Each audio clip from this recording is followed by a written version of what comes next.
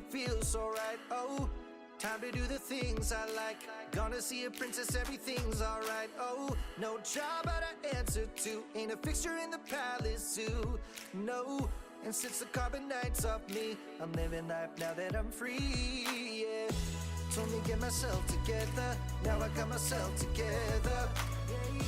Now I made it through the weather, better days are gonna get better. I'm so happy, the carbonite is gone. I'm moving on, I'm so happy that it's over now. The pain is gone. Shades of pepper around my eyes, I'm jumping in my ride, I'm heading out tonight. I'm solo, I'm hot and solo, I'm hot and solo, I'm hot and solo, solo. Picking up my blaster, putting it on my side, I'm jumping in my Falcon, Wookiee at my side. I'm solo, I'm hot and solo, I'm hot and solo, I'm hot and solo, solo. I'm hot and solo, I'm hot and solo, solo.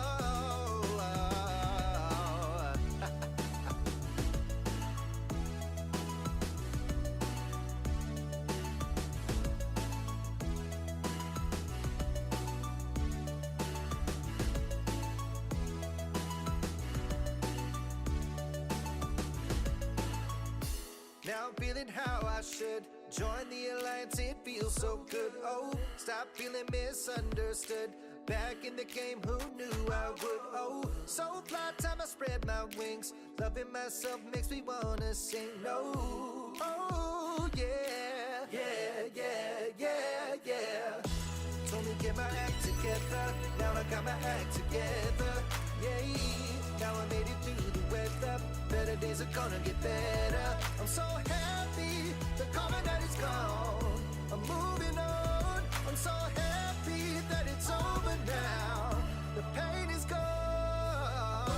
Shades of pepper around my eyes, I'm jumping in my ride, I'm heading out tonight. I'm solo, I'm hot and solo, I'm hot and solo, I'm hot and solo, solo. Picking up my blaster, putting it on my side, I'm jumping in my Falcon, Wookiee at my side. I'm solo, I'm hot and solo, I'm hot and solo, I'm hot and solo, solo.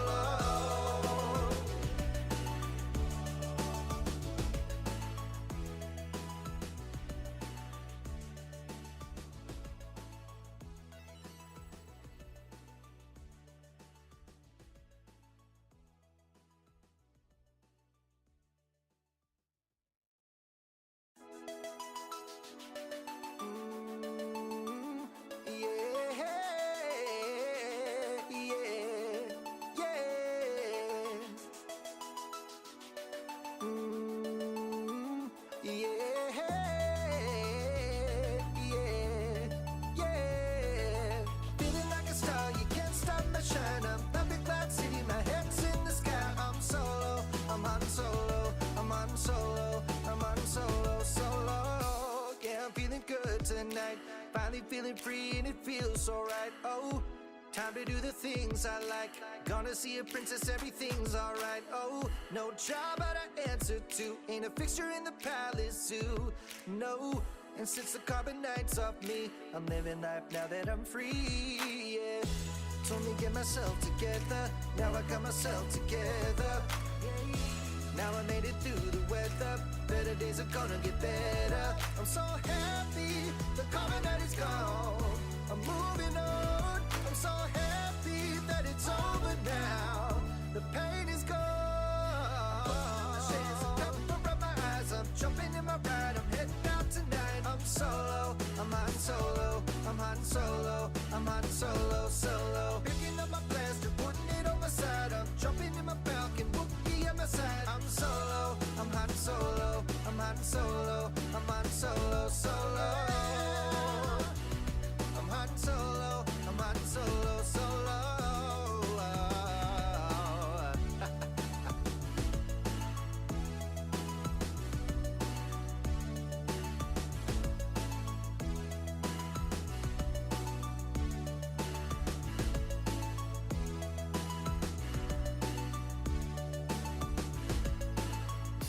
Now I'm feeling how I should join the alliance, it feels so good. Oh, stop feeling misunderstood. Back in the game, who knew I would? Oh, so fly, time I spread my wings. Loving myself makes me wanna sing. No, oh Oh yeah, yeah, yeah, yeah, yeah. Told me get my act together, now I got my act together. Yeah, now I made it through the weather. Better days are gonna get better. I'm so happy the common night is gone. I'm moving on. I'm so happy that it's over now. The pain is gone.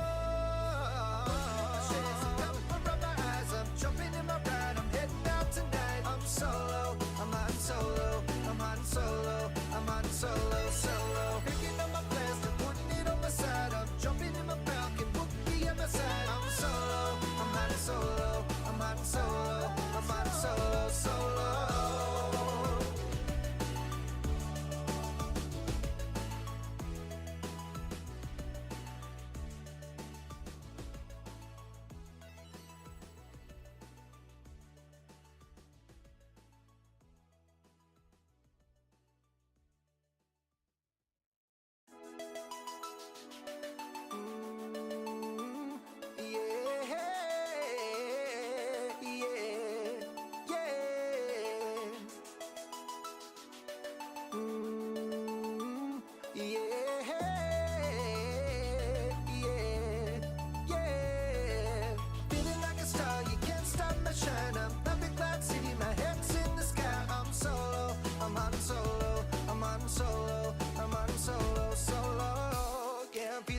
Tonight, finally feeling free and it feels so right. Oh, time to do the things I like.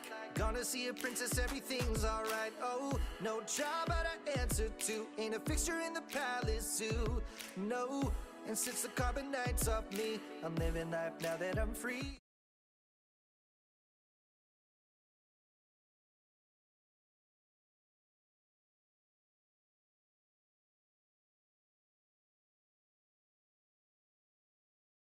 There we go. I saved it. After a brief moment.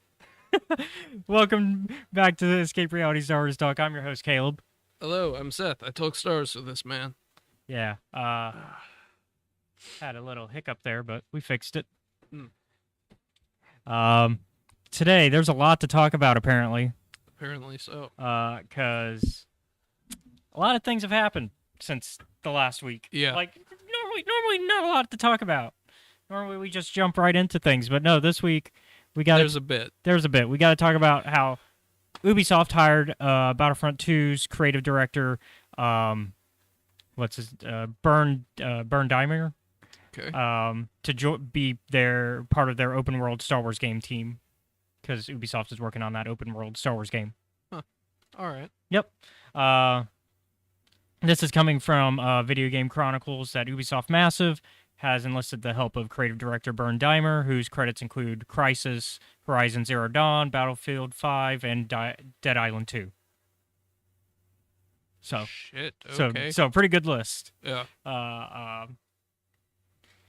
Here's the exact quote that Dimer issued following about his involvement in the company's upcoming project. I am honored to join Ubisoft and gain the opportunity to collaborate with talented global teams to shape the future of social experience in Ubisoft's games. They're known to be catalysts for dynamic and diverse communities enabled by innovative features and powerful brands that allow players to come together. I'm excited to partner with the group's teams around the world to bring social experience in our games to new heights. Okay. So far, the title is untitled for Star Wars. But the next release that's planned currently from Ubisoft Massive is their Avatar Frontiers of Pandora game, which is set to arrive later this year. All right. After having to be delayed from last year. Obviously, they were probably originally trying to get it to match the release date of Avatar 2, but... That's... So, thoughts? Good? Bad? Middle? Somewhere in the middle. Yeah, like... Because from a lot of those games I've heard, some of those games are really good, and other ones are... Middling, like... Yeah. Like, generally, Dead Island is not one that's talked about highly, but it's not, like, crapped on either. Dead Island 2 is, as I understand it, a bit of an improvement over the first one. Yeah. Which ended up not being that great. Yeah. I think mostly it was the marketing that ruined Dead Island 1, because everybody was expecting this heavy story game, but that's not really what it. There was story, but it wasn't like as heavy as the trailers made it out Yeah. to be. Like you saw that trailer of the dad and the wife and the daughter and the dad trying to save his family and Yeah, that no. slow mo. And you think, oh, this is a really heavy, gut wrenching story. No. No. It's almost a loot and shooter the way Yeah, it plays. It's not quite a loot and shoot, but it gets there. It's almost there. Up next, though, we're gonna keep with the video game news. Star Wars Jedi Survivor has been delayed by 6 weeks to April 28th. Yep. So it was originally supposed to come out March 17th. Okay. So, EA Star Wars put out a little thing on Twitter, and they said, here's the exact letter. Okay. For the last 3 years, the Jedi team here at Respawn has poured its collective heart and soul into Star Wars Jedi Survivor, and we are proud to say the next chapter in the tale of Cal Kestis is content complete. We are now focused entirely on the final stage, bug fixes to enhance performance, stability, polish, and most importantly, the player experience. Jedi Survivor is a direct response to the feedback from our community, delivering expansive destinations to explore, evolve combat and traversal, and of course, the continuation of Cal and BD's story. Making this game has truly made us a better team, and we have pushed ourselves at every level to make this the Star Wars sequel our fans expect from Respawn and Lucasfilm Games. In order for the team to hit the Respawn quality bar, provide the team the time they need, and achieve the level of polish our fans deserve, we have added 6 crucial weeks to our release schedule. Star Wars Jedi Survivor will now launch globally on April 28th. Thanks to EA and Respawn for giving us the time to deliver the best experience for our players, and to all of you for your understanding. May the Force be with you, Stig and the Star Wars Jedi team.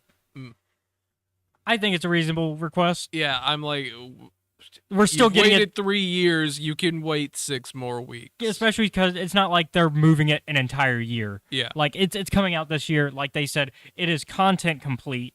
It is just The finer details. yeah, the smaller details and the bugs and stuff like that. Stuff that I think as fans we should appreciate that they're taking the time to remove, because that is a common issue that people have with the modern day gaming industry, is that we get day one patches to remove those rather than them taking the time to remove them beforehand. And so I think this is something we can. I feel like we can appreciate this. And while I wish it was coming out on the initial release date, I'm fine. I'll live. Yeah. And I think, that gives us more time to read the book before the game comes out, because there is that book, of course. Speaking of Jedi Survivor, though, one of the things that we have learned about the gameplay, speaking of gameplay, is that according to Games Radar, there will be fast travel and rideable creatures. Neat. Something that we kind of saw in the trailer. Like, we saw a little bit hints of that, but we didn't know it was like, oh, that's like gameplay mechanics throughout the game. So, like, that him holding on to that pterodactyl-looking thing, that's fast travel, probably, if I were to take a guess. More than likely, that was a... And, I mean, I don't think the Jedi franchise needed fast travel, because I think the experience is that kind of Souls-like Metroidvania, going through places and having to walk the entire place and cut down enemies so you can gain XP. It's not XP, but it's whatever you get to get skill points. Yeah. It's They're not essentially calling it that, but that's what it is. yeah, because they don't say what you're collecting. They just say you get enough of this and then you get skill points. Yep. But it's essentially XP. And so, according to Stig, here's a quote: "We will feature both fast travel and rideable creatures to help players quickly get from point A to B and back to A. The fast travel is point to point, and the rideable creatures offer a way to quickly negotiate between points and explore what is in between. So you'll be able to go point to point, but then you can also find creatures to ride in between to kind of still explore the area without having to just walk everywhere." Which, while I say Jedi as a franchise doesn't need that, that tells me something about how big Survivor is going to be compared to Fallen Order. Like, that tells me that these worlds are going to be bigger. That would be my guess as to why they would include this feature. Because why else include this feature when, if you played Fallen Order, you don't really need it. Like, they're pretty big maps, but you don't need a fast travel or a rideable creature.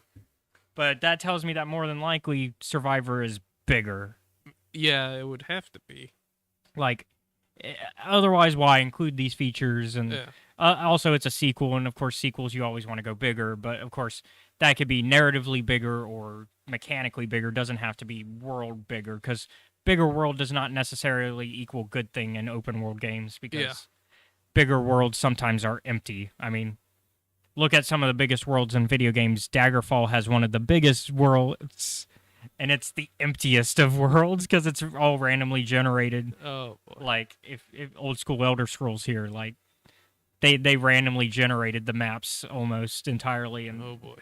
I mean, there's also other games that have modern games that have big worlds too that people complain, oh, it's so big, but there's nothing there. Like you're just riding your vehicle or animal to whatever location with nothing in between. I mean, from what I understand, that's a big complaint with, say, Fallout 4, is that they're like, it's a big world, but There's nothing in it. yeah. Keeping on track with Jedi though, but now going into book releases, Jedi Battle Scars got its first excerpt released. Oh yeah. Mm-hmm. And as we sometimes tend to do around here, I'm going to go ahead and read that excerpt. Okay. It's not according to Star Wars News Net, not an action-heavy section, but it's nice to check back in with Cal and Mantis crew regardless, which I agree. Today was going to be a good day for the Jedi. Jedi Knight Cal Kestis was going to make sure of that. Sure, it was possible that he was one of maybe only 2 Jedi left, but those Jedi, they were going to have a good day. Hey, buddy, things looking clear? Cal asked, his voice reverberating in his ears inside his helmet. From his back, Cal heard 2 little taps from his droid, BD-1's way of communicating with him while on a stealth mission. Cal could hear BD-1's trills via comms, but sound was risky while sneaking, and the droid often preferred to communicate by a more rapid and tactile method, knowing the rest of the crew couldn't understand him anyway. Thanks, BD. Have I told you lately you're the best? A pause. Then, tap. Cal laughed. Well, this is me telling you. I won't slack off on it again. Tap, tap. A damn good day. Which wasn't usually the case. When a guy was crouched on a small, fast-moving space rock hurtling around a large asteroid in the middle of deep space, but Cal's life wasn't usual, and he preferred it that way. Kitted out in a full spacesuit, Cal took stock of his surroundings, breathing in recycled air slowly and steadily so as not to waste it. The orbital debris field circling the asteroid was dense. Cal had to make his way, leaping shard by rocky shard, each one a step closer to the main asteroid at its center, a massive excavated rock, home to a Haxian brood base Cal and his crew were currently attempting to infiltrate. Ironic, considering the last time Cal had been around a brood base, he'd been trying to break out of it. That time, on Ordo Eris, he'd been captured.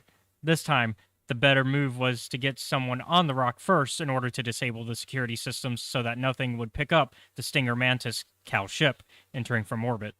And the best way to do that was for someone to hop from tiny rock to tiny rock all the way down to the surface of the big rock. From one moving asteroid to the next, flying through space without a tether. No problem. Oh, and that's not the only one. Okay, we've got a few. Did you live? Marin's voice crackled to life over Cal's comms. Her accent and often wry way of speaking made the question come off glib, like she didn't really care about the answer one way or the other. Did you hear something, BD? Cal asked his droid rhetorically, knowing Marin well enough to know that the sound of his voice over comms would be enough of an answer to satisfy Marin's sarcastic, but still genuine, query. Sounded almost like someone who was worried about us, he asked in a sing-songy voice. Must have been your imagination, Marin responded contemptively. There was a beat of silence as though she were deep in thought. Yes, next time we're hard up on credits, we'll just drop you in a cantina. You'll survive. Hey, a voice interrupted, Grease. If anybody's going to be making trips for their looks around here, it's me. You bipeds don't appreciate what a catch I am to those with real taste out there. A flurry of taps was the response from Cal's back. He made sure to momentarily turn off his comms before he let out his laughter. If we're done, crew, Sears more serious. Cal's favorite way of thinking of his mentor and Jedi Master. Yes, that was a pun. It's spelled Sears' name. It says serious. Voice commanded attention, even over the comms. Cal, how long until you make landfall and can grant us access? Back to business then, always. Cal had no idea if the Force felt the same to everyone. He'd read and heard all sorts of descriptions since he was a kid. From his first teacher, Yara T'Pol, from his most recent master, Seer, from the other younglings he trained with before. But for Cal, it was always the same. It was like a deep pool, blackest in its deepest fathoms, swallowing him whole as he dived down into it and emerging into a void where color and sound became muted, distant. It was an expansion of his consciousness, a brief, direct connection to the source of all things, like stretching his arms forward into meditation, settling into and moving through the void that connected every living being, his ripples spreading out concentrically, like interlocking circles affecting the world around him. This had been harder, once. He'd had to suppress his abilities for so long that the void had felt stagnant, empty. But now, years later, with great practice and focus and peace with the present, now Cal reached out to the Force, and the Force reached back. With speed and balance, most beings shouldn't normally have access to Cal managed to land arms first, tucking and rolling flawlessly. A move that would, under other circumstances, have snapped his neck. He jumped back to his feet before he could consider it much further. Landfall, Cal reported quietly over his comms. He tucked himself into the shadows at the corner of the closest building. There you go. All right. And so, from that excerpt, I am excited. It sounds like it really does sound like a straight up, like it fits perfectly with what we know of these characters. And it's interesting seeing that we're going to be dealing with the Brood heavily since we dealt with them in the first game. And that is a question that has always been lingering, is what's going to happen with the Brood and the Mantis crew. Because, they ended things poorly with the Brood, considering. That's the bounty hunter group in the arena. So. Hope you still have your wall trick. It sounds like all the tricks are at the disposal. Like, it sounds like Cal's... Because it sounds like when he's talking about the Force, it sounds like him accepting that he's now fully open to the Force again, which was a struggle in the first game. So March 7th, you excited? We're gonna... It doesn't seem like it, but I am. Yeah, it's your normal... It's very Seth of you. Speaking of books, though, because we're going to keep on the book track, High Republic, Path of Vengeance, and Quest for Planet X got new synopses. Damn. That's a name for a book, fucking Path of Vengeance. Well, I mean, we've known that title for a while. It's the young adult sequel. So, okay. Because remember, we did Path of Deceit, now we're on Path of Vengeance. Sorry. I shouldn't be laughing at that. And then Quest for Planet X is the junior novel because, Quest for the Hidden City, Quest for Planet X. Supposedly supposed to have most of the same characters. So here's So Tessa Gratton's the one writing Quest for Planet X. And then here's the synopses. A trio of adventurer seekers set off to find the legendary Planet X and save the galaxy as they know it. Despite rumors of conflict between the Jedi and the Path of the Open Hand, two of the Republic's most powerful prospecting families announce a contest to chart new hyperlanes. Under the guise of joining the competition, Das Leftbrook and Sky Graf recruit Jedi Padawan Rupert Natani only to reveal their real plan: find the mysterious and legendary Planet X. The trio's quest takes an unexpected turn when they meet members of the Path of the Open Hand, forcing the heroes to put their goals aside to help the Jedi and the galaxy before it's too late. The Grafs, huh? Oh boy. Sounds like, though, in this case, they're playing good guy. Yeah. Because the Grafs are very much a you never know which side they're on situation. Like, in terms of release order for content, the Grafs were good guys. And then the High Republic introduced them as an antagonistic force. Yeah. But also not always. So it's just like... All right, how's this one gonna go? And then, of course, for the most part, it is as it said in the book, it's mostly a continuation of the quest for the Hidden City, because we're getting Rupert back, we're getting Das Leftbrook back, which Das is, which makes sense because Das became a part of the Republic Pathfinders teams. Yep. from the cover. Now that explains who Fancy Boy looking boy is with Mr. White streak in his hair on the cover for Quest for Planet X.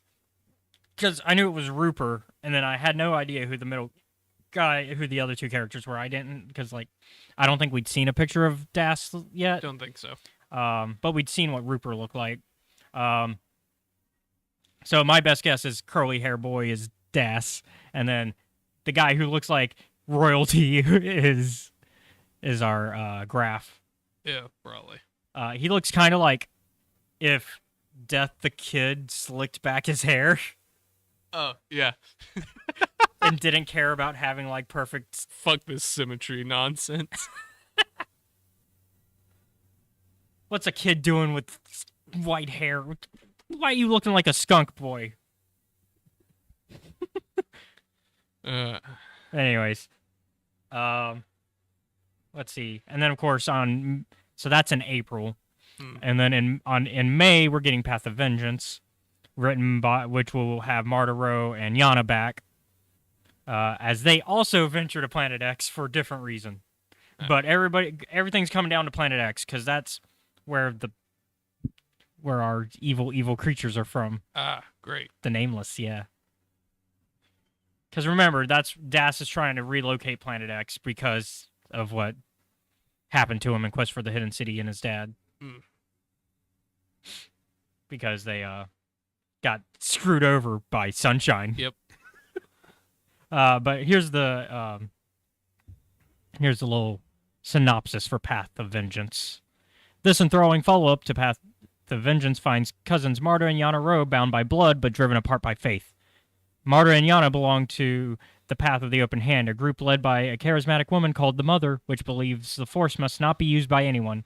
While Marta joins a perilous expedition to Planet X in search of more mysterious creatures to use against the Jedi, Yana finds herself forming an unexpected alliance with the father of her dead lover in an attempt to wrest the Path from the Mother's control. These two young women will face a crossroads, forced to choose not only their own fates, but that of the galaxy itself. And I believe Path of Vengeance is the last book we're getting. Yes, so I'm reading the Star Wars News Net article. Interesting, the listing on Edelweiss excludes the tagline stating that Path of Vengeance is the thrilling conclusion to Path 2, as seen in other listings at the time of writing. Taking that line literally was never going to pay off, as even if Path of Vengeance concluded the Path of the Open Hand storyline, there were surely going to be comics released beyond that, because we're still getting High Republic Adventures and High Republic series. And I think the manga comes out after as well. I think we're getting our, what was it called? High Republic... Edge of Balance? Yeah, Edge of Balance. I think we're getting our Edge of Balance manga after the book, after Path of Vengeance comes out, if I remember correctly. I can double check that. But, I mean, either way, I think it works.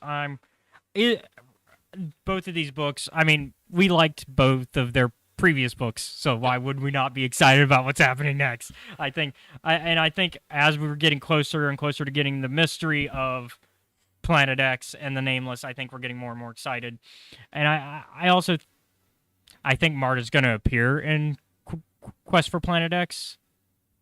Like, maybe not as a major character. I think that her appearance will be, like, in the background. Whereas we'll get, like, other Path of the Open Hand members to be the antagonistic force for that book. Yep. And then we'll get Marta's side of what was going on in her book. And I think that's where where things are gonna end up. Hold on, I'm having trouble here getting what I want. While I'm double checking the release dates. Visions Volume 2, speaking of things that are getting released. Their release date got announced, along with the title of the episodes and which studios are going to be involved, because remember, this volume, they're not just using Japanese anime studios. Yes. This time, they're spreading out around the entire world and finding different animation studios globally. So Visions Volume 2 is set to release on Star Wars Day this year, so May 4th. So that's going to be our little Star Wars Day present from Lucasfilm. And then we've got, here's the episodes along with which studios are attached. We've got the episode Sith by El Giri from Spain. We've got Screecher's Reach from Cartoon Saloon in Ireland.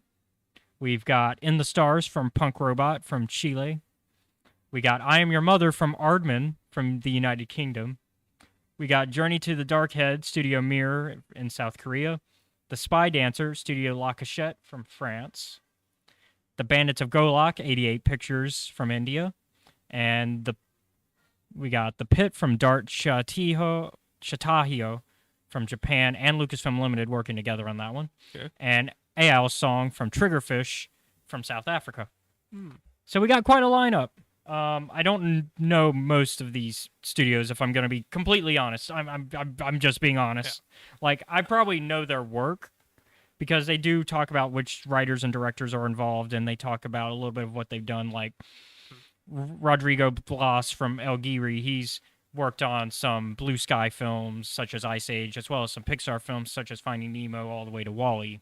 Okay. So I probably know some of their work. Yeah. I just don't know these names off the top of my head. The only one that I immediately recognize, and I'm really excited to see what they do, is Aardman. You may know Aardman for Wallace and Gromit and their claymation films like that. I see. Yes. So I'm excited. We've never gone over this publicly. Oh, are you a staunch claymation fan, or do you dislike claymation? I dislike it most of the time, but I understand why people can like it. Yeah.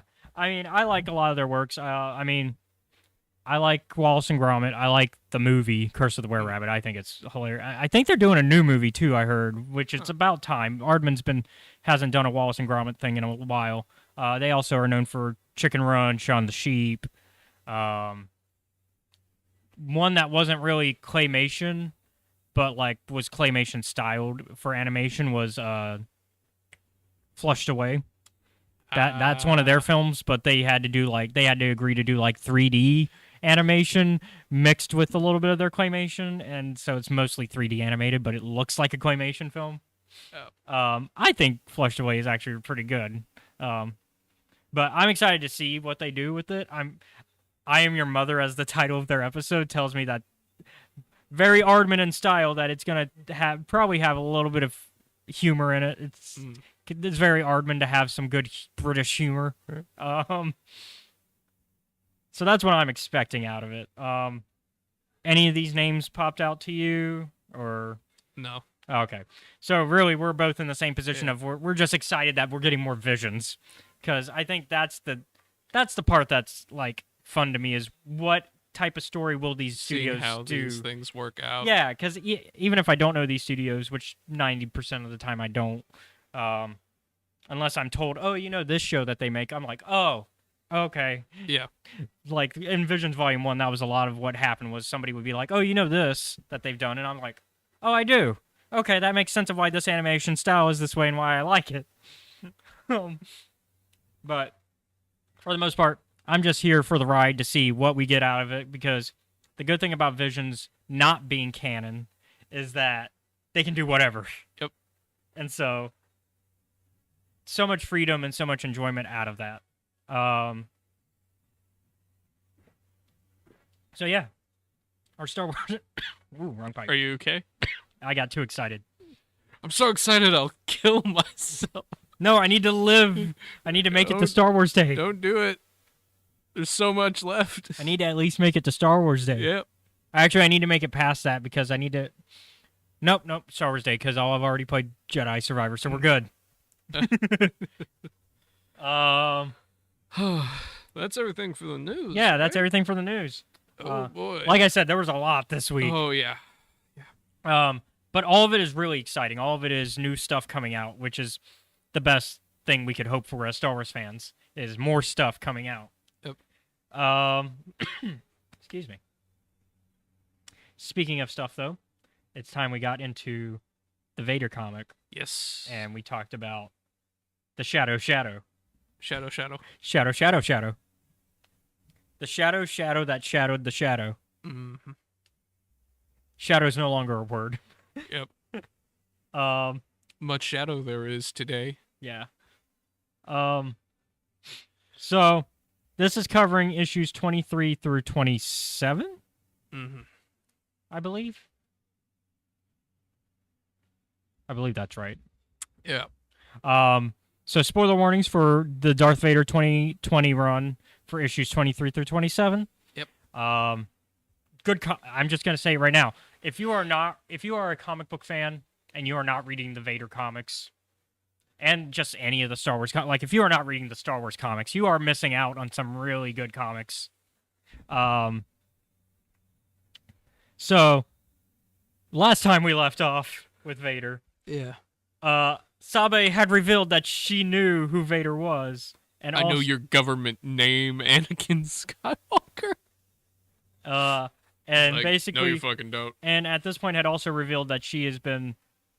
I think she reveals that she's been kind of working with Crimson Dawn because the whole plot of him attacking Crimson Dawn in the last time we played it was Sabe was like, "Hey, we're gonna trick Crimson Dawn into thinking that everything's clear, but then you're gonna come in and kick their ass," and that happened. Like that was what happened last time we left off, and then at the end of that, Sabe was like, "All right, I have no reason to be scared of you because I know who the fuck you are, Anakin Skywalker." Yep. Because Vader was like, "You should be afraid of me," and she's like, "Nah." Nah. So this time, Sabe, of course, is now like revealing even more of like, "Hey, no, I know it's who you are. You can't play this. Oh, I'm dead bullshit with me." And so Vader's having flashbacks throughout his life and rethinking, the death of Padme, his mother, Yeah. basically all the women in his life. It's like, damn. Because Anakin has mommy issues. Apparently, he's got a lot of issues. Mommy issues being a big deal, though. Yeah.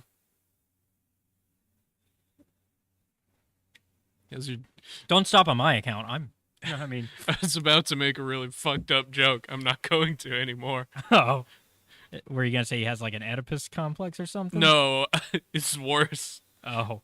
Worse than an Oedipus complex? Well, you miss your mom, so you start taking other people off the census. Oh my god. But yeah, so Sabe reveals that, she's been working with a group that's basically trying to get revenge for Padme's death, and that Crimson Dawn promised to be able to help. But that's not been working out for Sabe. Yeah. And so the goal, and she reveals that there's this colony that has been that is under control of Crimson Dawn. Yeah. And that they have a bunch of refugees who need their help. Yep. And Vader's like, fine. Yeah. She does not reveal yet that he knows somebody who's there. Because I think she knows that he knows. Like, I think she knows that Kitster's friends with Anakin, but she doesn't reveal the Kitster of it all yet. Yep. But now he's saying, but then Vader threatens her, as Vader does. Vader's like, "All right, you're with me, but just know you chose this, and if things go down, it's on you." Yep. Meanwhile, Valance and Ochi are left behind with the rest of the bounty hunters. And Ochi's like, "Wait up. Wait, no, don't go." And of course, Valance uses this as a chance to dig in and be like, "See, Ochi, you're nothing to him." And Valance is... Because Valance likes to dig in on that. Yeah. And Ochi's like, "All right, well, fuck you guys. I'm heading out. I'm going to go get some drinks," essentially. Yeah. He's like, "I'm going to do my job and get some drinks. You guys can lay about whatever, but fuck you guys." Valance is, "Fuck this, we're going home." Yeah, Valance says, "We're going home," and Ochi's like, "Fuck you, I'm going back to work." Yeah. Valance is very much Cartman. "Screw you guys, I'm going home." Which is very fair for Valance. Valance has been fucked. Valance has had it rough. Like, in terms of people that have gone through a metric fuck ton. And of course, this isn't Valance's story. We're gonna get to Valance's story eventually, because we'll talk bounty hunters when we get to bounty hunters. But he appears in this comic, so we can talk a little bit about our boy Valance. Fucking put your heart in a jar, Vader over there. I think you and we like Valance as a character. Yeah. We're very much soft on him. He deserves it. Damn, he's gone through it.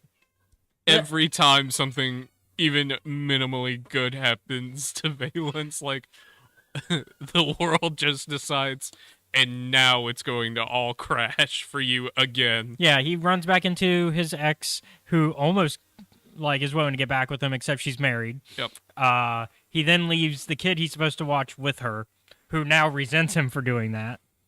To the point that she's joined up with Crimson Dawn.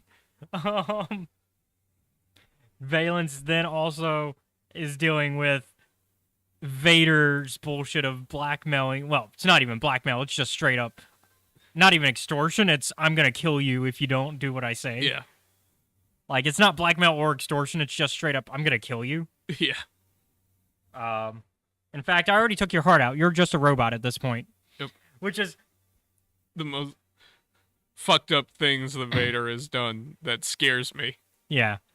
And you haven't even gotten to the worst of it, I don't think, for the bounty hunter stuff. No. Because, without revealing too much, so you know the deal is that Valence, like Vader knows where the rebels are now, thanks to Valence, because they went through his memory banks and were like, since he's essentially a droid, they were just like, let's look through his memories. Yep. And they found where the rebels were hiding that include where his girlfriend and Cadelia are. Yep. I don't want to say, but some bad things happen. Didn't that place get wiped so we out? did Okay, so we are on up to date. I forgot. Yeah, no. So yeah, that place is destroyed, and of course, Valence doesn't know that. Yeah. Because if missed Vader all that. reveals that, Valence will turn on them. Yeah. So it's already downhill for Valence. He just doesn't know it.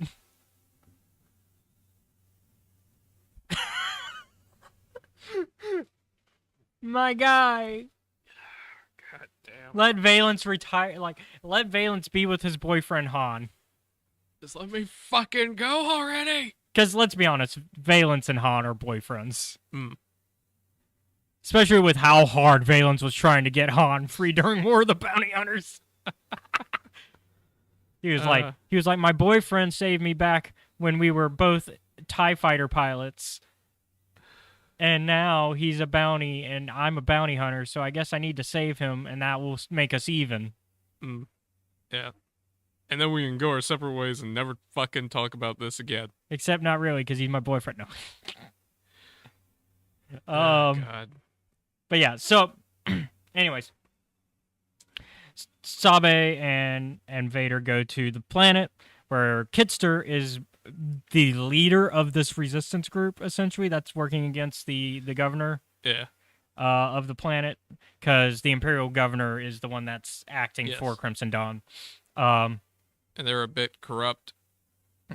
That's to say the least. Yeah, that's a very... It's an understatement. It's underselling it. Yeah, it's That's almost a sandbagging of the situation. But essentially, they explain the situation of that the governor's been jamming all outgoing signals, and that they don't have any interstellar ships that they can use. Like, it's that bad. It's that bad. Also, she kidnapped 33 people. Yeah. To use for testing and convict labor, I think. Yeah, it's for labor and testing because they're working on a secret weapon. Yes. Meanwhile, back with the resistance members of this group, Kitster reveals that he's worked on the most souped up pod ever. Yeah. It's a speeder bike meets a pod, and I love it. He's like, it won't make it's not a it's not gonna win them. It's not gonna win any races, but it's here. It's a vehicle that we have, and it was put together with what scraps they could. And Kitster admits that he built it out of nostalgia from his old homeworld, with Vader standing there, going, you can imagine just what's going on in Vader's head in this moment. Fucking. And then, not only is Kitster somebody that he knows, but one of the other members of this group, children, Wald, the Rhodian. There we go. You were trying to remember his name. Yes. Wald, the Rodian, which in the deleted scenes of Episode 1 is the one that calls Anakin a cheater. I don't know if you've seen that deleted scene where he says that Anakin cheated in the pod race. There's a deleted scene in Episode 1 that honestly starts to show the anger of Anakin. That honestly I think should have been kept in. Although they changed it from Wald to being Greedo that said it in that deleted scene. Like, they made Greedo the one that says, "Oh, you're a cheater." But, like, throughout the rest of the Episode 1, it's Wald that's the Rodian that hangs out with them. So, I don't know. It's weird. But it's supposed to be, like, foreshadowing of Greedo also dying later, because it's like, oh, you keep starting trouble, you're gonna get yourself... You're gonna be shot. Yeah. Telling this to child Greedo. What? In Episode 1, yeah, in that deleted scene, it's a child Greedo. No, that's not what I was thinking. It's like, do you imagine child Greedo? Like, some man walks up No, to it's him. like, I think it's his mom that says something. It's like, then again, you do live on Tatooine, which is essentially run by...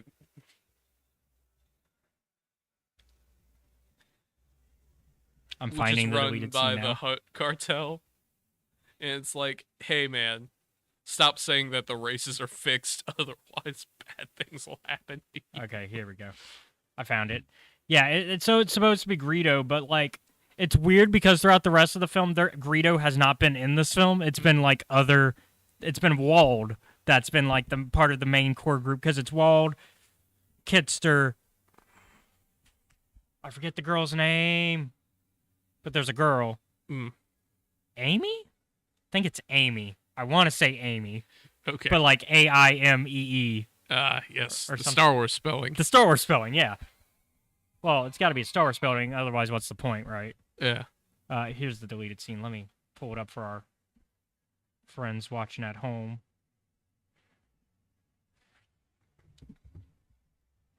Let me make sure the sound's on. Yeah, there we go.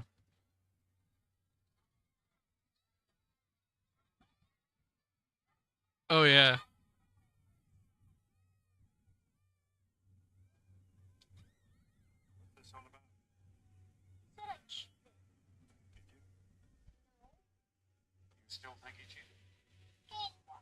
Yes. Oh, there's Wald. Okay, he was just watching.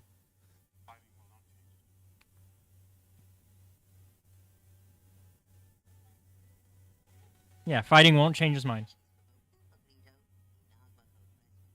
Oh, Wald says it. Oh my god. Even better. It's like, Wald's like, you're a little piece of shit. You know that, Greedo? that is, you know, like, now that's that a scene that, like, still, like, while yes, it's mostly, like, just trying to capitalize on Greedo being in that scene, it fits the narrative of, like, the whole Anakin, like, has ish, like, because in Episode 1, you don't see a lot of Vader. No, you don't. Like, Episode 2 is where you start to see the hints of Vader. Like, Episode 1, it's just this innocent kid. Yeah, it's like... Which I think also says a different message that George is trying to say, which is that evil can come from even the most innocent places and eventually grow. But I think also seeing the hints of evil in Episode 1 would help make it a more through line. So I could see an argument for either way of that scene deleted or existing. But Wald was in it. Hey, I wasn't completely wrong. Wald is in it. He's just the one that calls Greedo out on his bullshit. Like, why did you talk shit to him right here and now? Yeah. Wald's like, don't fuck around and you won't find out. Essentially, that's essentially what Wald said. But yeah, so Wald and Kitster put it together. I had to go on that tangent because we're dealing with Episode 1 characters, and I know for a fact, I know somebody that's excited that Kitster has been in the comics, because I know Kitster fans. Kitster stands, as you will. And so Vader is just like, look, you guys are useless. I'll do all the work. Stay back. Stay here. Don't do anything. So he asked Sabe's droid, which was his droid, but is like Sabe reprogrammed. Yeah. And it's like, hey, so what's going on with this forest? This isn't supposed to look like this. Like, I can just sense with the force that something is off. Yeah. And they're like, well, season's been hard, but we've been going through a drought, Yeah. essentially. We're lacking in water. Yeah. But he's saying, one of the old, it's not Kitster, it's one of the other elders, I think. Well, maybe it is Kitster. It's just, he's just drawn weird in that frame, if it is Kitster, because it doesn't include the beard. It just shows the sides. Yeah, that's not Kitster, that's another old guy. Yeah. So one of the other members of the group is just like, well, yeah, it's been a drought, but we should be seeing some clouds soon, which means it should be raining soon. Yep. But unfortunately, no. That's when instead they get attacked by a bunch of the creatures from the forest because something is driving them out. Yeah. Thankfully, Vader and Sabe clean up because Vader and Sabe are good at that. It's like, great. Like, I just love how much of a badass Sabe is. Can we talk Yeah, about how much of a I'm like, badass she is? Finally. Another person who's actually competent. Yeah, like, Vader's been having to work with Ochi for months now. A while. Ochi is kind of competent when he's not tripping over his own feet. But Sabe is 100% like competent. Like she doesn't get in her own way. Ochi gets in his own way a lot of the time.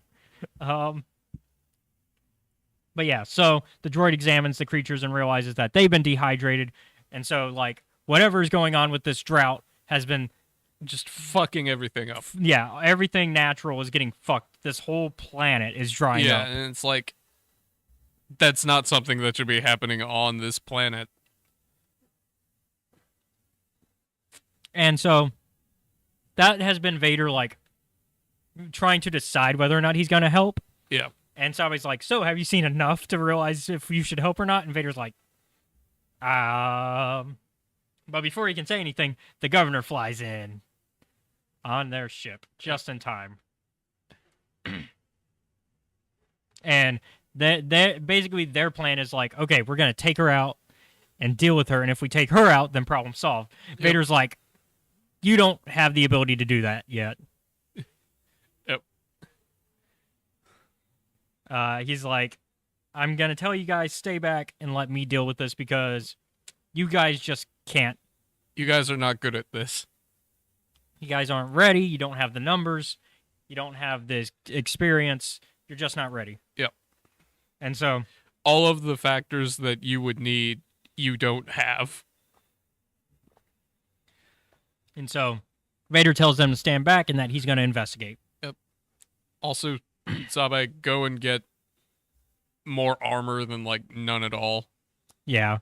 And so she's like, fine, I guess. So while she's getting, she gets some equipment from the Imperial shuttle, grabbing some like Imperial armor and helmet and all that stuff. Yeah, she doesn't like it. Which also is backup that Vader's providing on the shuttle as well because he brings some stormtroopers out. Yep.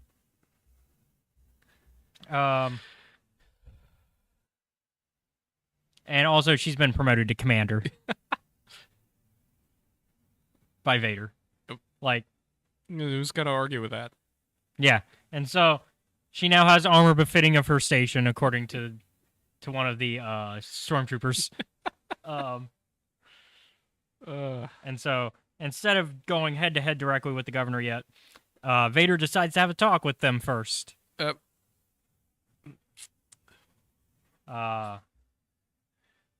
So they try to open a channel to the Executor, his ship first, so that way they can like kind of work out a plan. Yep. Not really. Well, because he's trying to reach the Executor. Yeah. Which is his ship. I was about to say it doesn't really work. Yeah, because the governor's flagship is still blocking communications, but they find a way to kind of. They do find on the I don't know what astromech unit this is, but an astromech droid. Yep. They find like the flagship traffic comms controls and all that, and where what they need to do, and they find out where it's at, and they're like, okay, if we hit here, then we can get communications back up. Yes. So that way we can reach out to the executor. So that way we can deal with the governor through the executor. Yes. Because basically the plan is shoot down the governor using the executor. Yes. That is the plan. Problem is they got to talk to the executor. Yep. It's like, all right. Meanwhile, at the Capitol, the governor is not. Things aren't going well for the governor either. It's like, well, what's the plan? Because they have been working on a conversion for whatever their top secret project is. Yep. Which is at 373% improvement. But they can't finish the extraction yet. Oh god. And it seems that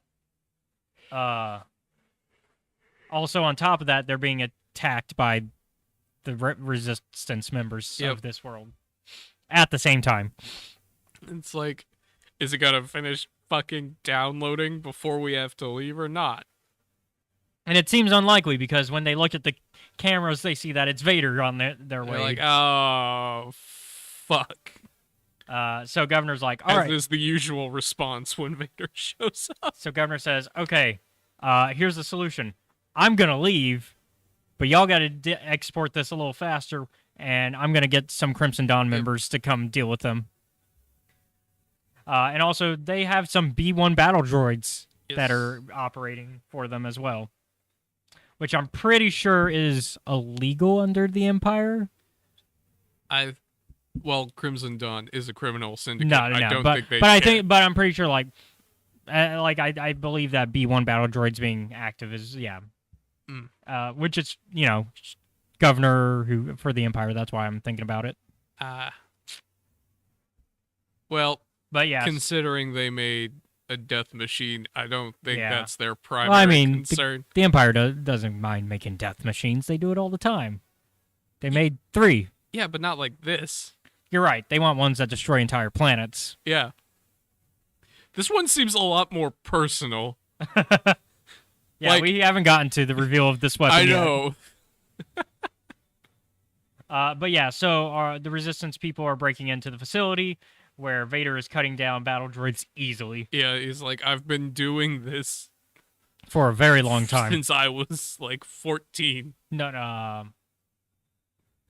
He would have been 19. He would have been 19, but... Yeah, I was trying to do the math real quick. I was like... Point is, I don't think the battle droids are a threat to him. No. At all. No. Because at this point, he is... doing the math here. Be in his 40s. Yeah, he's 40... He's 41. Yeah, because he'd have to be. 41, 42, depending on what part of in between. No. He'd be 43, almost 44. Because we're after Empire, which is 3 years. Yeah. So he'd be 43, almost 44 at this point. Yeah. I spent 9 to 10 years of my life cutting down battle droids. These. Yeah. And so... they make it to where they find this the technical facility where the weapon is being worked on. It turns out.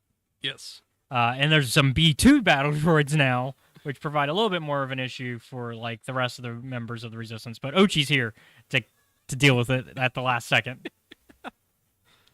which unfortunately got in the way of Vader more than it helped. Yeah. Because the governor got away because Ochi blocked where Vader had to go. Which Vader is immediately like, you idiot, for choking him. Fucking. Once again, Ochi stumbling into his own way. No! I mean, I think it was kind of part of the plan for Ochi because, once again, Ochi is a triple agent at this point. I'm losing track of all the betrayals here. OG's Ochi, not OG. He's OG. He's the OG. Ochi's only allegiance. I mean, to be fair, OG is an OG. Is to himself. That is the sentence I was trying to say. And you are correct. Unfortunately, he gets in his own way. Yes. Like right now. Like, When he's out for himself, but he's also his own worst enemy. Yes. No one will ever fuck up Ochi's job worse than he will. A truer statement has not been said. If you want Ochi of Bastoon to fuck something up, leave him to his own devices for 10 minutes. Yeah, he'll do it. He'll figure out a way to mess himself up. Yep. But yeah, and like he's like, you let the governor escape, and Ochi's like, I came to save you, and Vader's like, really? You thought I needed your help, bitch? It's like, I've not been under threat this entire time. These are droids. I know how to deal with droids. I fought them longer than you've been alive. You don't know this, but about 80% of my body is droid. I think Ochi does know that, actually, because he used that against him, remember? Oh, yeah. With the droid crush. Oh, wait, no, you haven't read that storyline. No, I haven't. But, I mean, that's how they met, was they, like, Palpatine hired Ochi to kill Vader on Mustafar because basically Vader needed to prove himself worthy of being Palpatine's apprentice again, which happened. Great. It happens a lot for Vader. Yeah. Like, Palpatine gets, like, you need to prove yourself again for, like, the 5th time because you keep failing, so I need you to keep improving and proving that you're worthy of being my apprentice, even though I have no other heirs to this position. Yep. So prove yourself to me. This time he dropped him out on Mustafar, just like he was at the end of Episode 3. No arms, just the one arm, no legs. And so Vader had to like rebuild himself while Ochi and the droid crush were hunting him down. Which is also how he met the Eye of Webbish Bog. Okay. Eye of Webbish Bog. That's when he met him the first time from Revelation. But yeah, so somebody's like, all right, well, now what's the plan? Well, now it gets more complicated. It's like, all right. Well, at the very least, I can start contacting. Yeah, now we can contact the executor, and we now know what the governor was up to because we've freed all the people that were working on it. Mm-hmm. Turns out she's been building some technology that will drain power from living things. Like, for example, I don't know, an entire planet. Yep. That is fucked up. like the Death Stars Like, are evil. yes, very evil.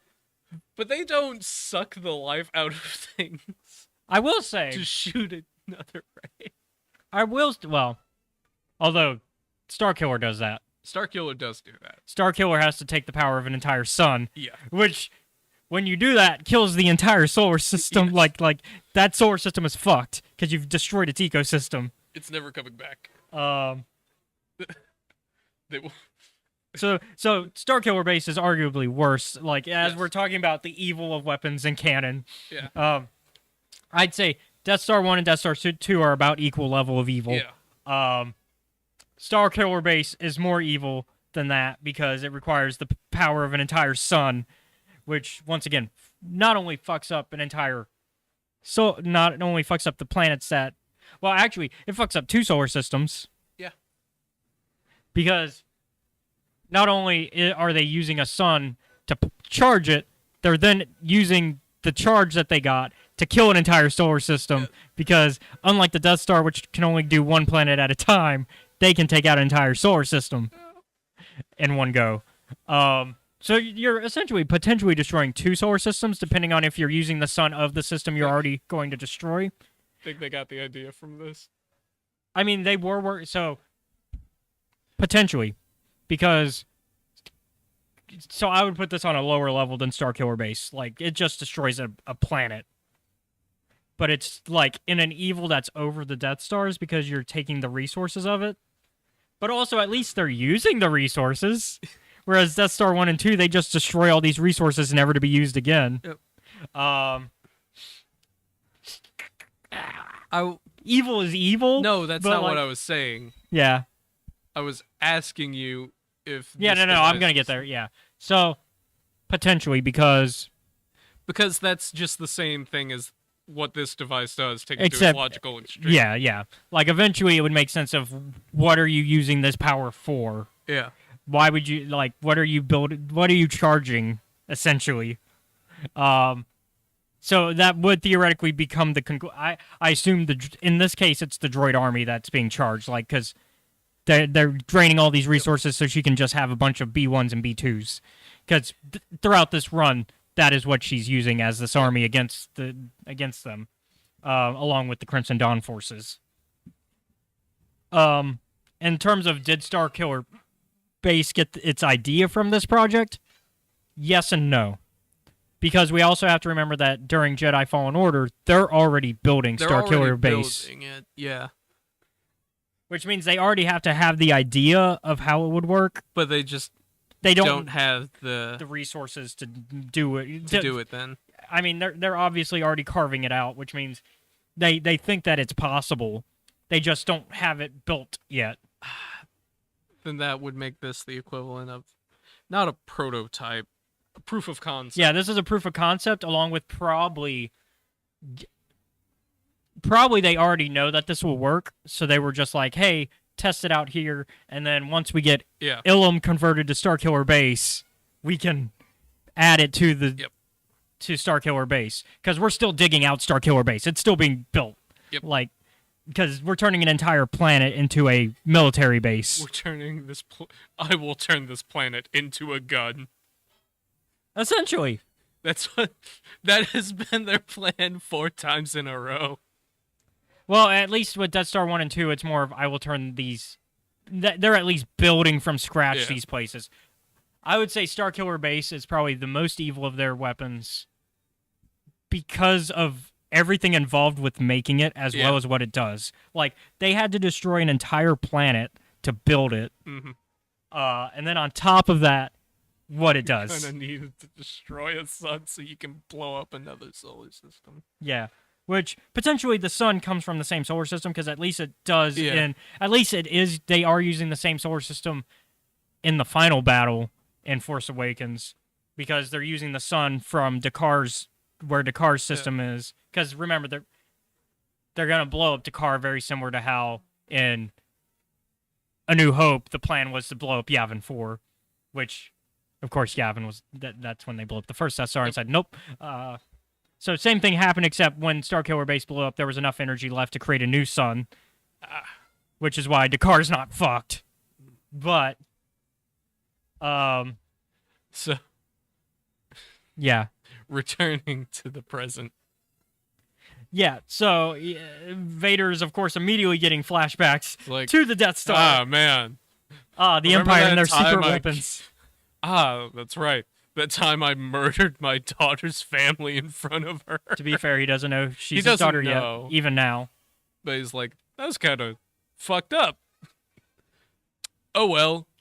And in fact, I've done more than that before. Now that I think about it, I killed a lot of people's family. Like, that time I killed all those Tuskens, or the time I killed those Jedi Padawans, or younglings, or the time I killed all those separatists that were ready to surrender and call for peace. Yeah.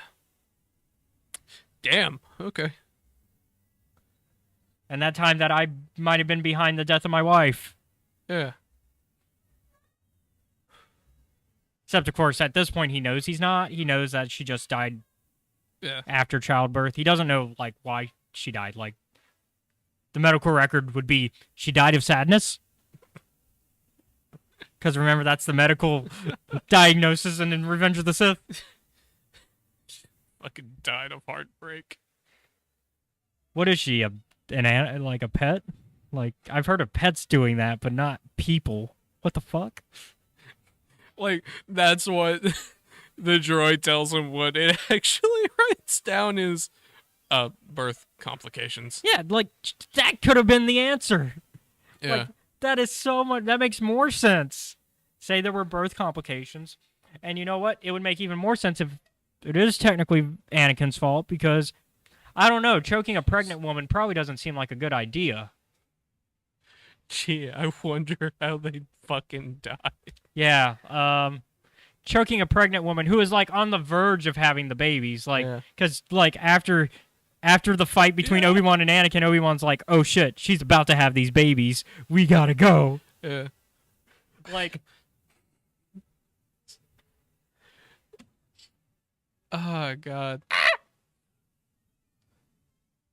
But yeah, so Vader decides it's time for a speeder ride, taking Yep. Ochi speeder. And unfortunately though, the timing is not great because there's a bomb. That's Or was that part of his visions? that's part of his visions. Oh, okay. Yeah. That's right. Because it's all red. So like they're still good at it. Kaboom. Yeah, no, there's no good in him. No, I'm kidding. But it's not great right now. No. But yeah. Like, time to go. Meanwhile, Crimson Dawn has delivered the army that they promised for the governor. Yep. And Vader, meanwhile, is on their tail trying to catch the governor because he's like, well, fuck, I got to use the speeder. That's why he got the OG speeder. He's like, I got to catch them. B1's trying to shoot him, not working. Yep. The governor is like trying to help these droids too by like giving an ammo mag to the droid in the most badass way I've ever seen. Like a gun like like in Star Wars get reloaded. Like I've never seen a gun in Star Wars get reloaded this way, where it's like midair, like reattaching to the gun. Like it's something out of like GTA. Yeah. That droid's ready to do a drive-by. Trying so hard. But it doesn't work. And as the governor is about to fly away in their ship, Vader pulls a Force Unleashed, dropping the ship down. It's like, how is he doing that? And everyone is like, what do you mean, how? It's Vader. It's Vader.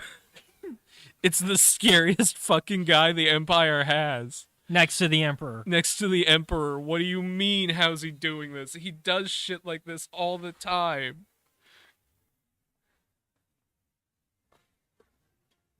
To be fair. Hmm. To be fair. Vader is still probably like mostly a myth within like the Empire of like how powerful he is. Like people know that Vader exists at this point. Yeah. I'd say pre A New Hope, Vader's existence is a little bit more obscure, but after A New Hope, his existence is clear.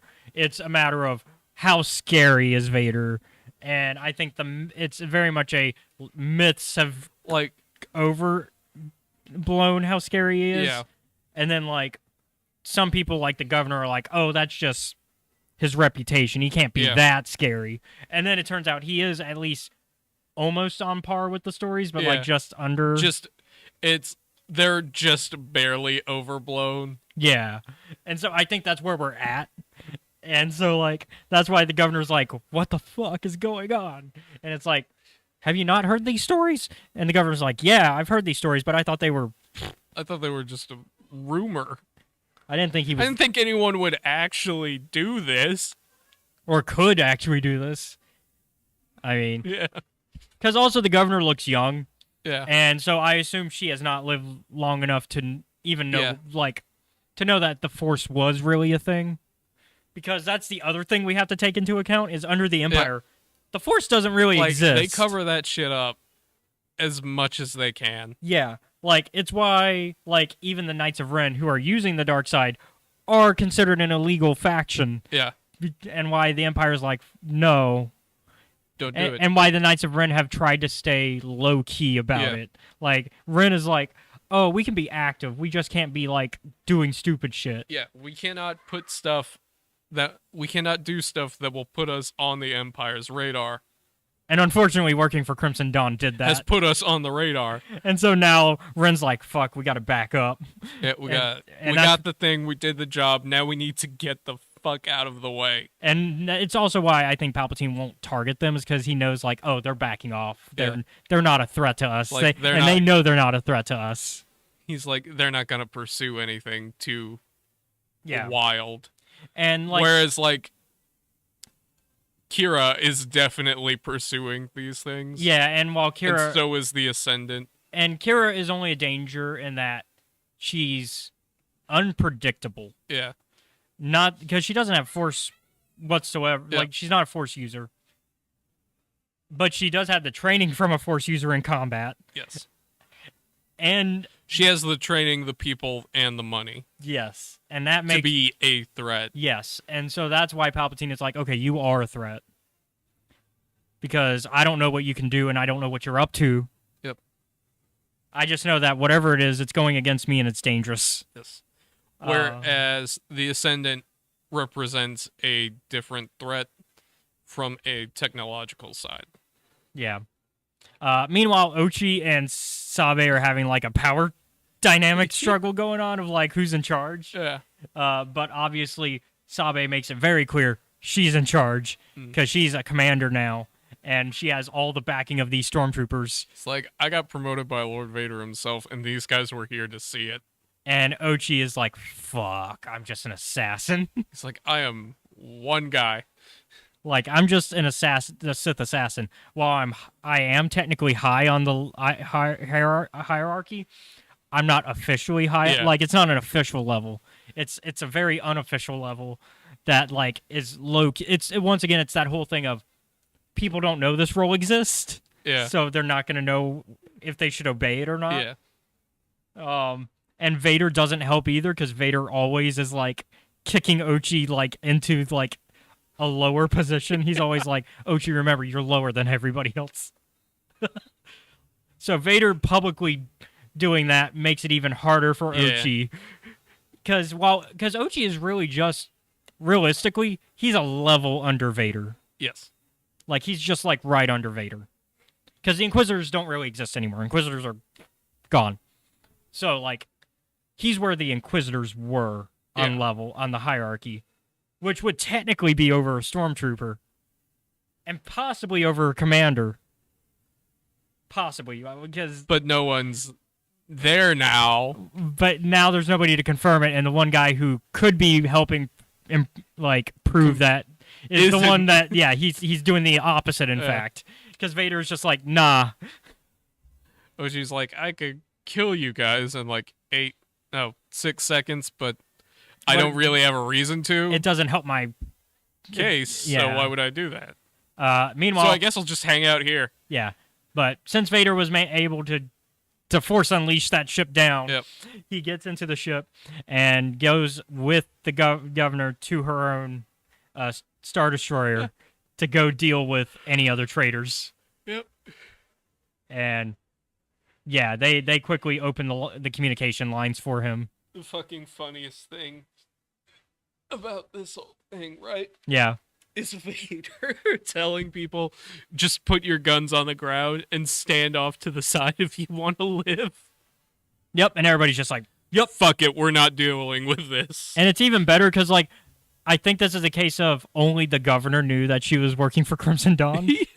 Because, like, the rest of them are like, you'll see, it was just a misunderstanding. We're building a weapon for the Empire. Like, this is for the Empire. Yeah. And he's probably not wrong. But it's... knowing what happens later. Yeah, knowing what happens later. Because these are building blocks to something that we can learn later. Yeah. Now, we learned that there are actually 2 weapons that were being built, though. Yes. Because we learned not only were they working on the energy draining device, we learned that, 1, it was to support the droid army. But 2, the energy is going to a weapon that's a weather control machine. Yes. Which also leads into, yes, this is probably for the Empire because there are things that happen later in the Star Wars timeline that would confirm that this is part of the Empire's projects. Because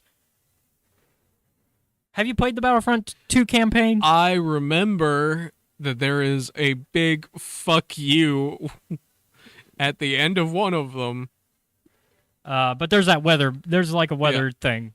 And because when Vader died, he had all these contingencies, and one of them was I will create the worst weather this planet has ever seen. Well, it's also called Operation Cinder. Yep, there we go. Operation Cinder, which was basically a bunch of weather devices on a bunch of different planets that were different types of devices, but for the most part, it was like big storm, heavy like rain, like flooding and like winds and everything. And the plan is that these planets shit that could go bad. Basically, these planets would be destroyed by these natural disasters. This kind of hints at that. This has to be like a pre-example of what Operation Cinder was going to be. Yeah. And so, because knowing Palpatine, whether or not he knew that he had Crimson Dawn forces in his cell, like within the Empire after Crimson Dawn revealed themselves. But there had to be like he had to know what most of these Imperial operatives were up to beforehand as well. Yeah. Like even before he found out they were. So like, there's no way this was not being built for him as well. Yeah. I didn't. Go ahead. So a part of me, since we're getting kind of close to the end here, a part of me did not consider that as a factor. I was like, you weren't thinking Operation Cinder at the time? No, I wasn't. I was like, the part that confused me was like, why? So what the machine does, it drains the life energy out of things. And then creates big storms. Big boom booms. But as I understood it, I was like, where did you get the energy?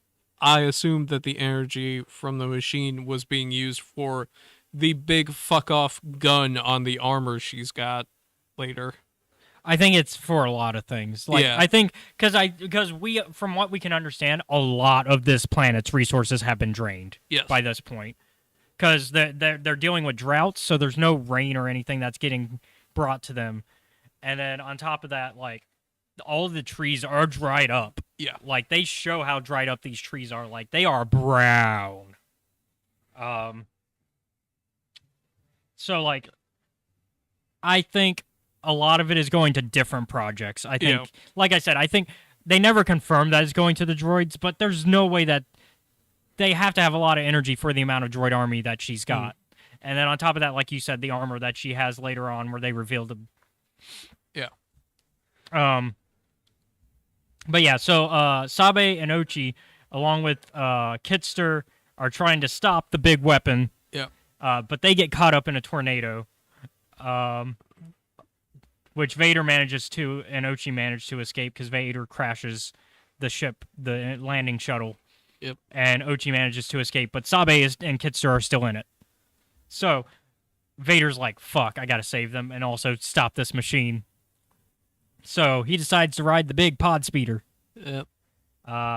Which, of course, more flashbacks to his time with Padme, along with his time as a kid with pod racing.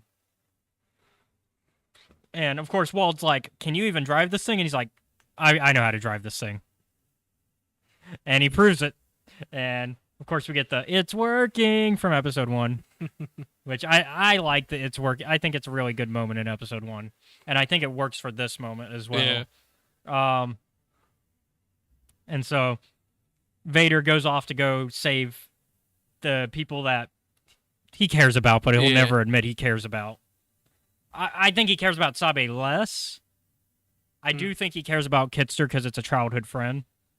I think he cares about Sabe in as far as that she reminds him of Padme. Yeah. The one of the few good things in his life. And so he's having all these flashbacks of like leaving his mom and the first time he went to the Jedi Council. Yeah. And the time he killed the Tuskens. And, again. And, the time he, being reminded of his mother's death. And then the time, some stuff from episode 2 of Padme falling off the ship and all that. And all of these memories are flooding him as he's having to save these two people. And he manages to get into the sandstorm, the one thing that, like, we know he fucking has to hate. Fucking sandstorms, this bullshit. Because, like, it's interesting because a sandstorm is part of the reason of why he was able to make a connection with Padme. Because we have to remember that if it wasn't for a sandstorm, Qui-Gon probably wouldn't have known that he needed Anakin at all. Mm. Because that sandstorm is why Qui-Gon, Padme, and Jar Jar go to Anakin's house. And then they talk about pod racing, which is what then gives them the idea to use the pod race to earn the money they need for the part. So a sandstorm is in a way the catalyst for all of the stuff that led Anakin to where he is now. Ironically, Yeah. if you think about it. But yeah, so of course they're just like, hey, we gotta pump up the levels of this weapon. Meanwhile, Vader is calling on Admiral Piet and is like, hey, shoot at me. Shoot at me. They Shoot go, where I am. What? Do it now or else. And he starts choking Piet. Fucking. And Piet's like, okay, yep, You yep, shoot yep. the thing I tell you to shoot. And so they shoot down, which Vader manages to kind of avoid, like, getting hit because he's under, like, this wreckage, which melts the wreckage enough for him to save, which it stops the weapon long enough for him and Sabe and Kitster to get out. Yes. Sabe is unconscious, but they still get out. And that is when, back on Coruscant, Palpatine's like, okay, everything's coming together. And I think you've proven yourself almost. You have one more test. But he's like saying it to himself. He's not like on a call with Vader. But this is where I think one of the best moments is about to happen. Fucking just you know what I'm talking about. Palpatine. No, not that one. Palpatine's like, thought you could save your mom. You thought you could save your wife, and now you think you can save Sabe too? Yeah. Okay. And basically, this is all like testing. Yeah. To Palpatine, this is just a big test to Vader. Vader doesn't recognize that yet. Meanwhile, Ochi is watching to make sure everything's under control, and he sees that they managed to get out of the dust. Yeah. And Kitster and Wald greet each other. I don't know what's up with Kitster and Wald. Is this just... I think you read into things too much sometimes. Yeah, I think they're just friends, but like But they have been together, as I understand it, for a very long time. Yeah. I think they're just really good friends Yeah. that like are It does it almost reads weird, but like it does at the same time it could go either way. Yeah. My rule with these things is unless it's explicitly stated, don't read too much into it. Yeah. I'll have to ask you about Last of Us after this. Okay. Because I'll have to ask your opinion on Bill video game wise. Okay. Because it's not explicitly said in that, but there is evidence. Yeah. Okay, Like so hard is that the exception then? I guess because there is evidence. There is hard evidence for Bill being that way. Okay. But yeah, so That's like my rule for things. yeah, Unless you are presented with like evidence. yeah. Assume that there is. I think it's just fun to think about though too, Yeah. especially since like Kitster and Wald are background characters. So what would it hurt if they were? Yeah, it's not gonna change anything. It'd be interesting too because I don't think we've ever seen a human and a Rhodian together. No, we haven't, as far as I'm aware. So that'd be interesting. I'm for it. You know what? What would the relation? What would the? Can I say something? Would it be else? Whitster? Would I've it be also been. So for this entire comic, right? Yeah. I did not think Kitster's name, Kister. Oh, you were saying I Kitster? thought it was Kitzer. It's Kitster. I've been fucking up this guy's name the entire Would it be? time. Would their relationship name? Would it be Watzer? I guess. Waldzer? Witzer? We'll go with that. Witzer. Witzer. Witzer. That's the So if you're a fan of Kitzer and Wald together, it's the Witzer. I guess. Because you do the combined name thing. Because I don't think maybe called could work. I guess. I wouldn't call it killed. That'd be that'd That one wouldn't quite work. Oh, It's the killed. the killed.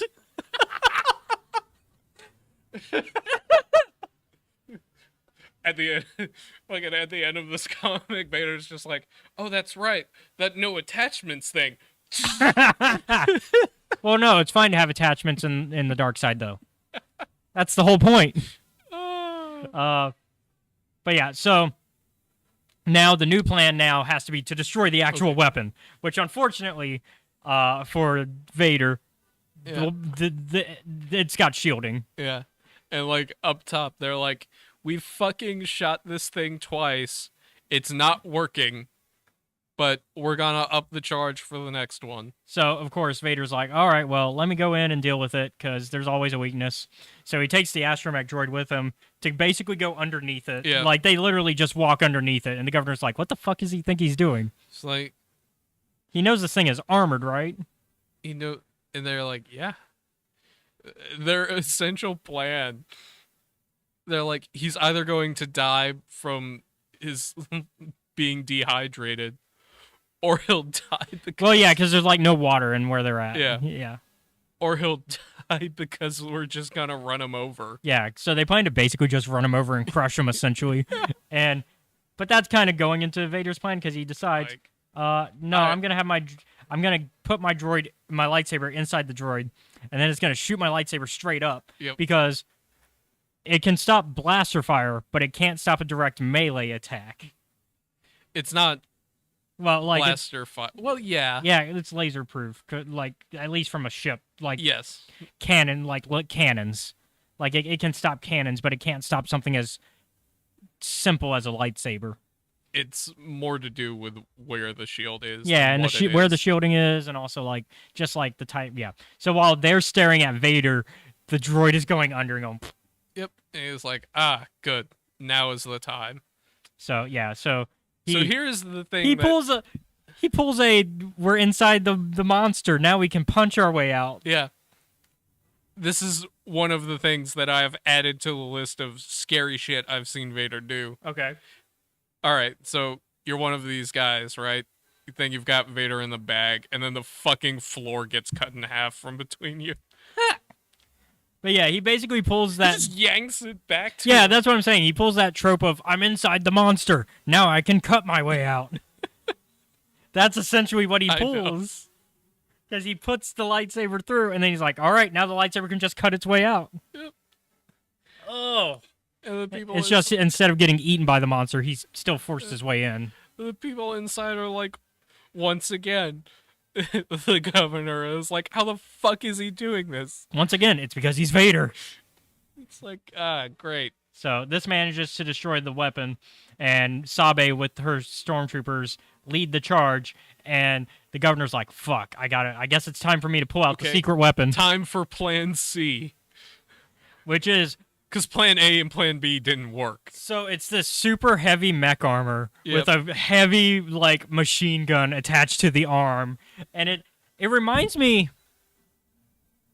so as a video game Star Wars Yeah. player, it reminds me of Gallic Fryar's armor from Jedi Outcast, which is I know that's such a dig into, like, lore. That is a fucking pull. But it reminds me, hold on. Gallic Fryar armor.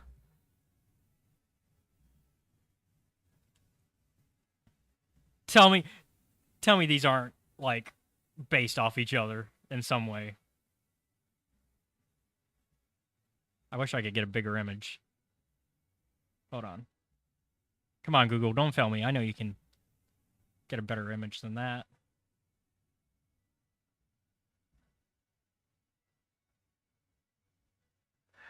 That's not a bad image of it, but it's not the best image. I'll go with that.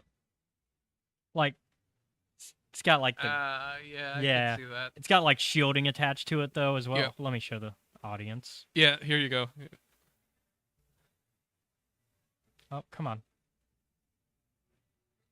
Oh, come on. Why is it not working?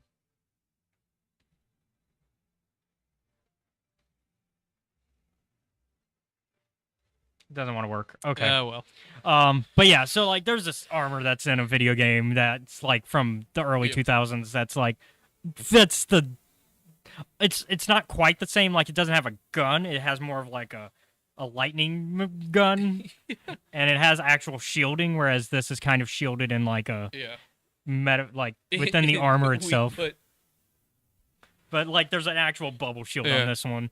And so like you can see where there might have been some inspiration, depending on if these comic writers and artists had known about it, which could go either way. Yeah. But it reminds me of that, and I'm just like, oh, this is like some like Dark Trooper, Gallic Fire armor shit. And so like, she puts on this armor which has like all that power, like you said, it's charged up from a lot of the power. Like they literally charge it up, like they had it plugged in. Yeah, and they're like, this is probably like a bad idea, right? Because the armor itself is not really. It's not self-sustaining. It's not self-sustaining, and it's also not designed to handle this yet. Yeah, because it's still a prototype. Yeah, and like because it's such a prototype that she has to be plugged in to use it. Like it's not we're plugging it in to charge it and then you're good to go. No. She has to be plugged in, because otherwise they could have been charging it this whole time, but no, they only plugged it in once she needed to use it. Yep. Which tells you that it has to be plugged in at this moment. And so she fires this like direct beam at Vader of just energy that like directly shooting that energy that they collected into a shot. And Vader's like, nope, and redirects it back a little bit.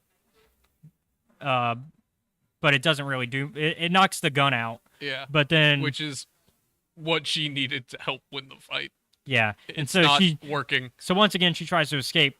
So she does unplug from it because the plug was more for the power for the gun than for the armor itself. Because I think the rest of the armor is the gun is not ready for the armor, and the armor can't handle the output of the gun yet. Yeah. It's like trying to. It's like with a computer.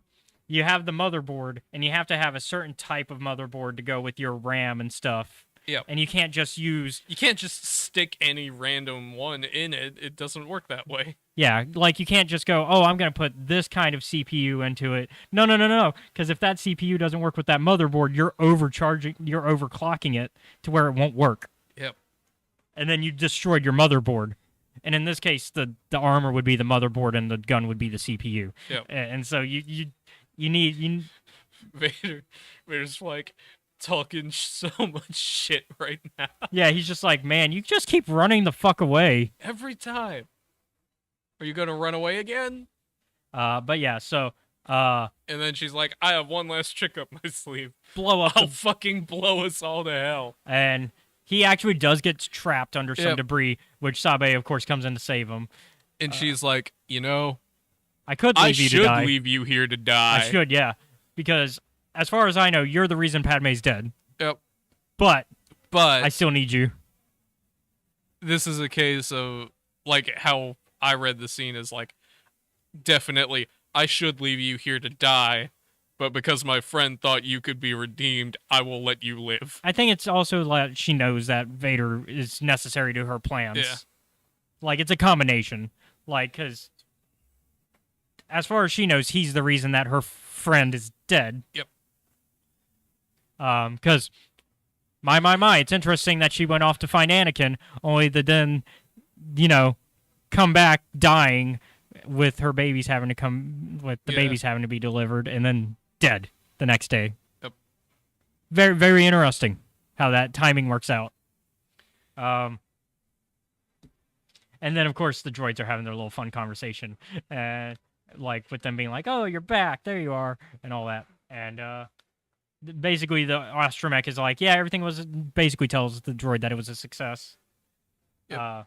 And it turns out we were not that far off on everything regarding the governor, because it turns out the governor was working directly for the Emperor this entire time.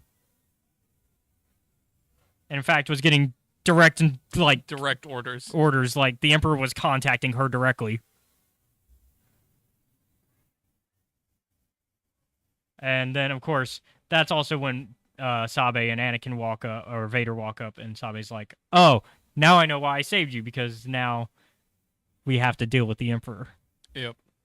And that is the end of the Shadow. Such a good moment. Oh, yeah.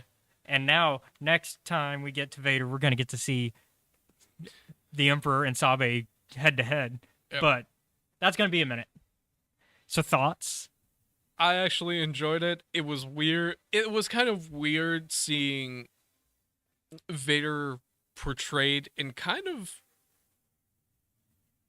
I'm going to go with the word heroic in this instance. Yeah. Like, because Cause there are moments throughout, like, kind of War of the Bounty Hunters and now where it's like, assuming you don't know a lot in past actions, if you're like a random person on your planet and Vader is shown up to go and deal with a problem, it's weird. It's like, oh, this guy keeps helping us, kind of. However, there are a lot of dead people when he shows up. I think the interesting factor is we as an audience know that he is the general a villain. populace doesn't. And I think on top of that, the problem is Crimson Dawn is such a weird case of things. Yeah. Where, like, you could make the argument one way or the other that Crimson Dawn is good or evil, because we don't really know their goals. Yeah. Other than killing the Emperor and getting rid of the Sith, which seems noble of intent. Yeah. But we know that part of the reason is at least for Kira to take control of the galaxy herself through the criminal organization, Crimson Dawn. But she's also helping the rebels. So it's like, she's a good guy, but is she? And she's working with groups like the Knights of Ren, who we know later on are not a good group. Yeah. So there's a lot of gray. And so it becomes this thing of, is Vader in the right to be dealing with these Crimson Dawn people, or are the Crimson Dawn still the heroes because they're trying to get rid of the Sith? I don't know. I don't know either. Because, like, the Crimson Dawn, if the people that are within the Empire that are working for Crimson Dawn are doing some shady-ass shit. Yeah. I think that makes it good writing, though, is that we don't, like, so far we don't know. Yeah. I mean, I think by the end of the run, we'll know, like, we'll be able to make an opinion of, like, that, of whether or not Crimson Dawn was in the right to do what they're doing. But I think as of where we stand right now, I'm gonna wait to see how this plays out. yeah. I definitely give this, like, a 9. Because like, the Vader comics are always, like, yeah, I'm never disappointed in the Vader comics. Yeah, so that's it for this week. Yeah, that's it for it. Next week, we will be back in the High Republic era, because it is time for the Battle of Jeddah. Oh, no. It's time for everything to converge for our High Republic stuff for a bit. Yep. Oh, boy. So then, you ready for it? Are you ready to go through all of that and deal with the consequences of everything? No, but I'll go through it anyway. All right. Well, we'll see how you feel next week. I'm trying to remember which one of the writers broke my heart. From which book? Falling Star. Oh, that would be Claudia Gray. Thank you, Mrs. Gray. So this is George Mann. Okay. Doing, which, I mean, we've liked George Mann's work on here. We've speak the praises of George Mann around here. They're all really good. Yeah. Everybody on that High Republic writings team. All right. Well, we'll see you guys next week. Thank you all for watching, and we would like to thank Mobcast Network, Gamers and Geeks, Engage Gaming. Yep. And I think that's all three of those. Yep. And so they all part of the teams that provide the space. Cult Movie Cantina is the one that rents it out from Gamers and Geeks, which is our local gaming shop where you can find card games and all that stuff. They got an arcade in the back, which you could probably hear throughout the podcast. Yeah, you could probably hear because there were some, because it's actually pretty active right now. Yeah. Usually it's like 50-50 on if it's active. Usually it's only really active during a convention. Yeah. But I think that's next month that we're getting a convention again. Oh boy. I think it's Dragon Ball Con or something that they're doing. Ah. I think they're having some Dragon Ball actors or whatever. Okay. But they have an arcade in the back that's like free play machines. You pay $10 up front, get a wristband, and you can play whatever arcade games they've got in the back for the day. Engage Gaming does like video game rental service where you they actually have the consoles in house, so you just play here at the shop, and you pay a hourly fee based on how much you play. You can also pay a membership fee to have that hourly rate reduced. They provide the video games. They provide the consoles. They have PlayStation, Xbox, PC, and VR. And then Cult Movie Cantina, or Mobcast Network, rather. They got Cult Movie Cantina, which this week we're looking at the movie Legend of Billie Jean. And that's what we're talking about. We also do Tuesdays with Scotty, which is just Scotty talking about whatever he feels like, and we've got some cool topics coming up.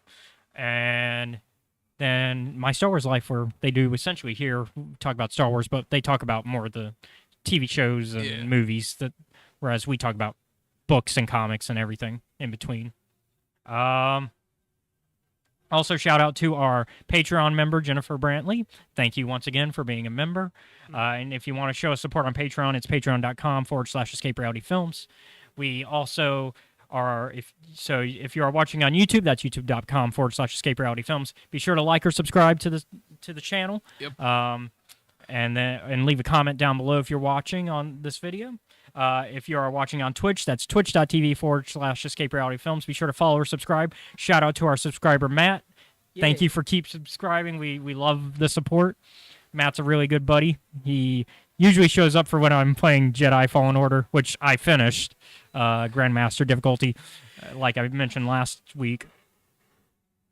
Depending on the schedule, because I'm trying to figure out scheduling for filming our other podcast. Yeah. We haven't heard anything from our other co-host, but he's been busy. I think he's been busy. Yeah. Because he just got done being in a play, and now he's like probably work schedule's probably been keeping him busy. Mine's been pretty busy recently too. Now that I think about it. Yeah, your work schedule's been busy. Drew's has been busy. Like everybody's been busy. Yeah. Like it's been like everyone is working all the time. But we're all adults now. So. Yeah, so what do you expect? I mean, so yeah. I'll try calling him personally and figuring out what's going up. But yeah, depending on that, though, I'm going to start playing The Force Unleashed next as part of my journey to Jedi Survivor. Because now I got more time to play more video games to get ready for Survivor. And then that's everything, I think. Yeah, I think so. We also have our Discord open, which is it's linked down below if you're watching the video on YouTube, so it's in the links. It's also linked on the homepage for the YouTube channel, and it's also linked on the Twitch homepage. So it's everywhere. You can find the link. It's out there. And if you join the Patreon, you can join extra levels within the Discord, which will get you access to certain channels. All right. So all that good stuff. I think that's, and then of course we got my comic book that's a work in progress. We haven't posted in a couple weeks because I haven't had any new art to show for work in progress, but we're working on my comic, that's for sure. I like the art that's been going, that we have done. Colton does good work. Oh yeah? So a lot of stuff going on. Yeah. All right, so we'll see you guys next week with the High Republic Battle of Jeddah. Yeah. Thank you all for watching. I have spoken.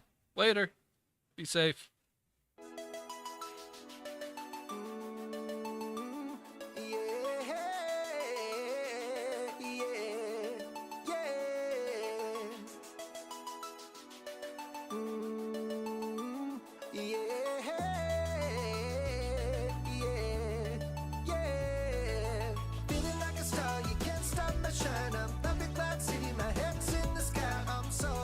I'm on solo, I'm on solo.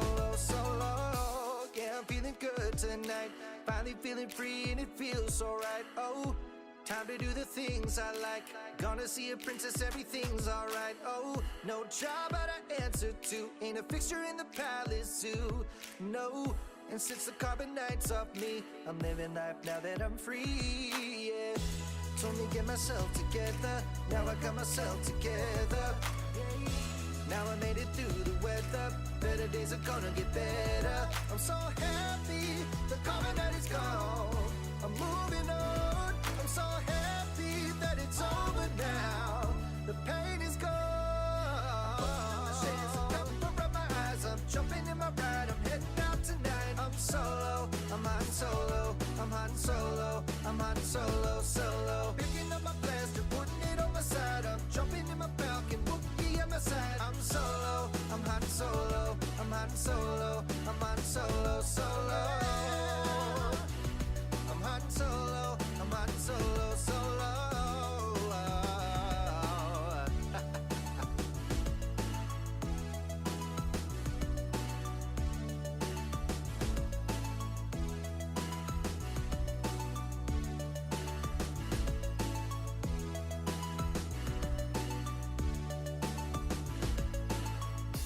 Now I'm feeling how I should join the alliance, it feels so good. Oh, stop feeling misunderstood.